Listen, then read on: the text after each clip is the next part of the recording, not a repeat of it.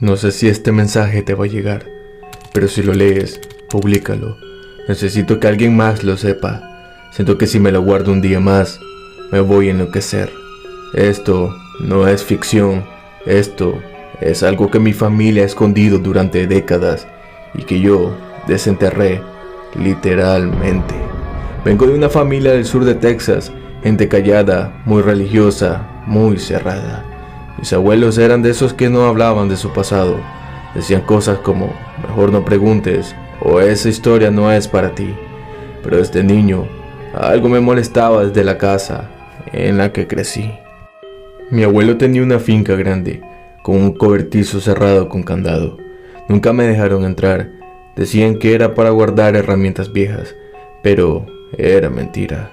A veces por las noches, yo veía una luz encenderse allí dentro. No había electricidad, nadie vivía ahí.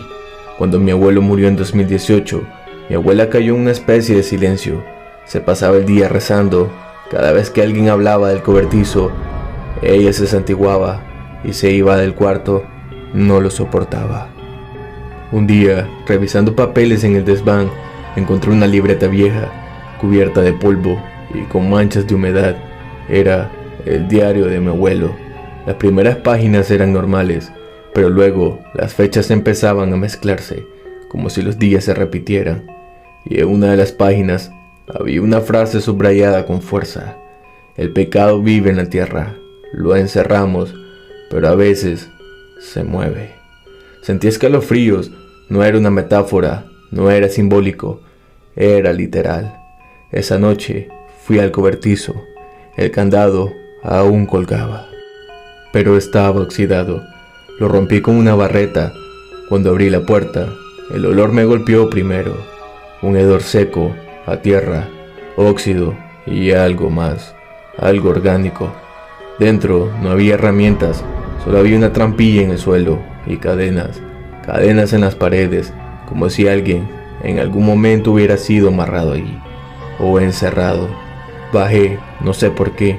El sótano estaba cubierto de tierra apisonada. Las paredes eran de ladrillo viejo y en el centro un hueco relleno con cemento. Me pasé días obsesionado con ese lugar. Investigué, fui al registro de propiedades del condado y descubrí algo espantoso. Esa finca en 1967 desapareció una joven criada.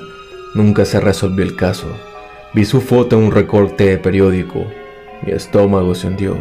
Era la misma cara que había en una fotografía antigua que estaba en la sala de mi abuela. En la foto, ella parecía de pie con mi abuelo, solo que nosotros pensábamos que era una tía lejana. Nadie sabía su nombre. La noche que regresé al cobertizo para romper el cemento, no lo hice por valor, lo hice porque soñé con ella. Me hablaba, me suplicaba, me decía que la sacara, que tenía frío, que le dolía. Tomé un martillo y empecé a romper. No sé si fue sugestión o locura, pero mientras cavaba, juraría que algo golpeaba desde adentro, como si respondiera. No llegué al fondo cuando encontré lo que parecía ser un pedazo de tela negra, vieja y un mechón de cabello. Me fui corriendo, vomité en la tierra. Esa noche, mi abuela me llamó al teléfono. No sé cómo supo, solo me dijo: la despertaste y tú no sabes lo que hicimos para callarla. Luego de eso, colgó la llamada. Una semana después, mi abuela murió, no de vejez, se arrojó al pozo, en el mismo terreno, sin dejar alguna nota, pero dejó su crucifijo colgado en la puerta del cobertizo, como si intentara sellarlo, como si supiera que yo había roto algo. Ahora todas las noches escucho pasos en mi patio trasero. Nadie los oye, nadie más los ve, pero yo sí. Cada vez que duermo, sueño con la trampilla y con una voz que ya no suplica, ahora ordena. Me llama, me dice mi nombre y me dice que falta uno más.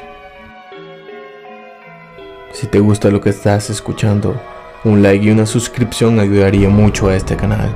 Cada vez estamos más cerca de la meta de 1000 suscriptores. Yo sé que con un granito de arena podrías ayudar a llegar a la meta. Así que dale like y suscríbete para seguir escuchando las historias más aterradoras jamás contadas.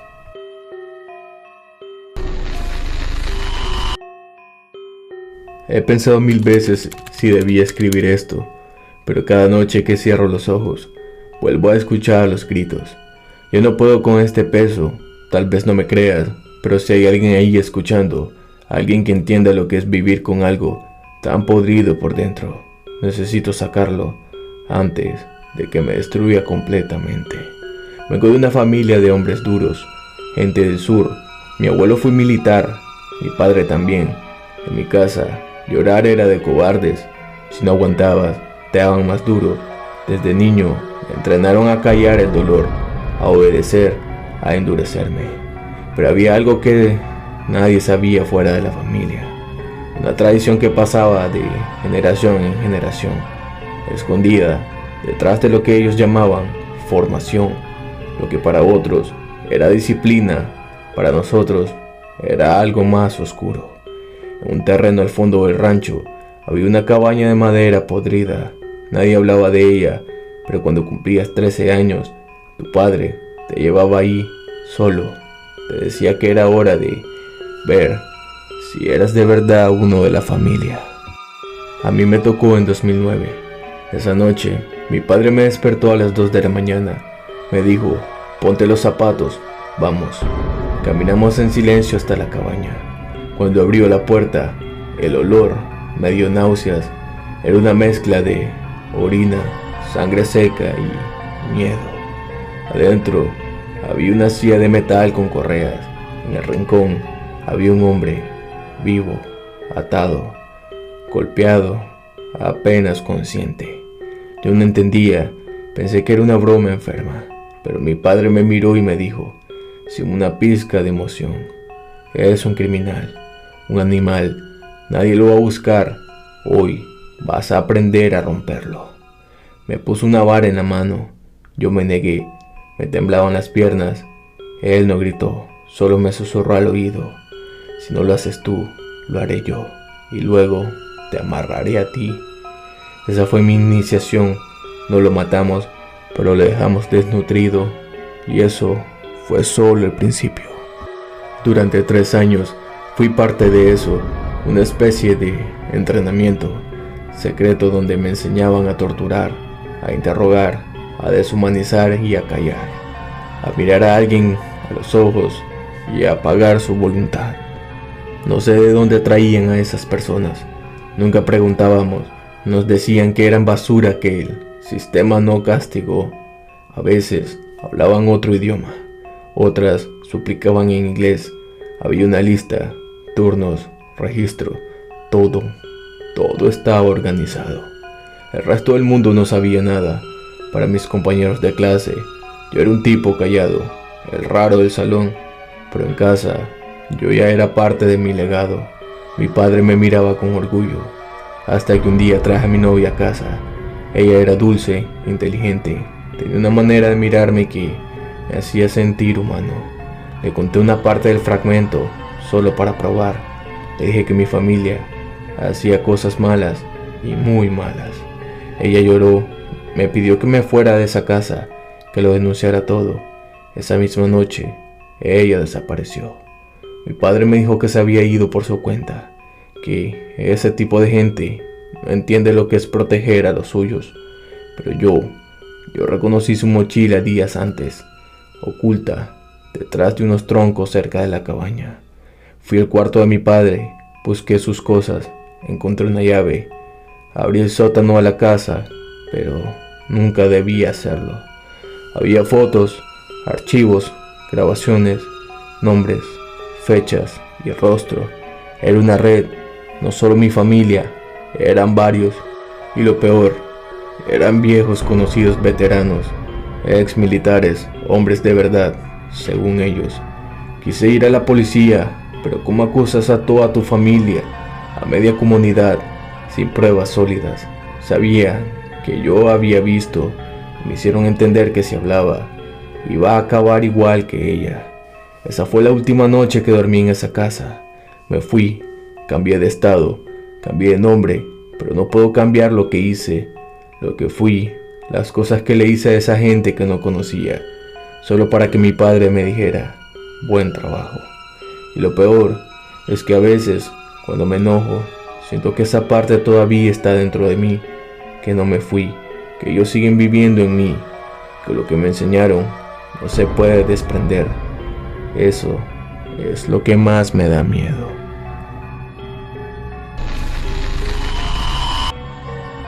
Llevo más de 15 años cargando con esto. Cuando lo pienso, me dan ganas de arrancarme la piel, no porque ya lo haya hecho, sino porque me quedé callado, porque lo vi, porque tenía 10 años y ya sabía que algo andaba mal, pero todos me enseñaron a mirar para otro lado. Hoy ya no puedo más. Mi tío Ernesto era el hermano menor de mi papá, el raro de la familia. Siempre fue diferente, amable, tranquilo, no quería saber nada del negocio familiar. Mientras todos eran hombres duros, de campo, de armas, de cacería, él pintaba, tocaba guitarra, se reía de cosas pequeñas y lo odiaban por eso. Mi abuelo lo trataba como una vergüenza, le decía niña, inútil, artista fracasado. Cada Navidad era una humillación pública, pero Ernesto seguía volviendo, tal vez por mi abuela, tal vez por esperanza, hasta que un día no volvió más. Mi papá nos dijo que había huido con un tipo, que se fue del país avergonzado porque era maricón, que no quería saber nada de la familia. Nadie lo buscó, nadie hizo la denuncia, nadie lloró por él. Yo tenía 10 años y sabía que era mentira, porque yo lo vi lo que pasó esa noche. Fue una madrugada en diciembre, yo no podía dormir, así que me levanté a beber agua. Desde el pasillo vi luces en el cobertizo, hombres, voces fuertes. Reconocí a mi papá, a mi abuelo y a 2 de mis tíos.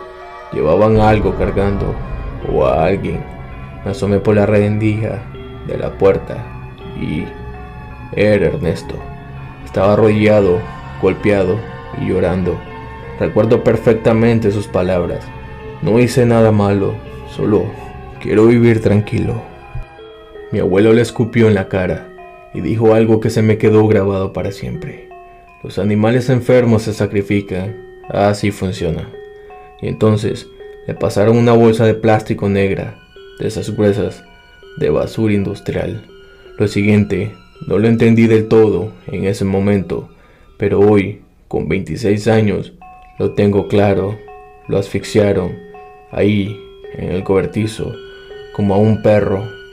No grité, no hice nada, solo me escondí detrás de una caja, me tapé la boca y lloré en silencio. Al día siguiente, todos actuaban normal, hicieron un desayuno como si nada. Mi padre me revolvió el cabello y me dijo, ¿viste? Así es como se hace justicia en esta casa. No me miró cuando lo dije, pero sabía que me había visto. Desde entonces, cada vez que preguntaba por Ernesto, me decían que era una vergüenza hablar de él, que se fue por su cuenta, que no valía la pena recordarlo. La historia oficial fue que se fue con su novio a Canadá, que no quería contacto. Una mentira repetida tantas veces que hasta mis primos la contaban como verdad. Pero yo sé que está enterrado en el terreno, detrás del cobertizo, donde el pasto no crece bien, donde mi abuelo nunca dejó que se jugara fútbol, ni se cavara. Hoy todos están viejos, mi abuelo murió, uno de mis tíos también, pero mi padre sigue vivo, y cada vez que lo miro, tengo la sensación de que él está esperando que algún día yo lo diga, que lo denuncie, pero no tengo pruebas, solo recuerdos, y en esta familia los recuerdos no valen nada si no los puedes mostrar. Lo único que me queda es esto, contártelo, gritarlo por dentro a través de estas palabras, para que el nombre de Ernesto no desaparezca como quieran, para que alguien, aunque no lo conozca, sepa que existió, que fue amado, que no lo merecían, lo quisieron, y que en esta familia ser diferente era una sentencia de muerte.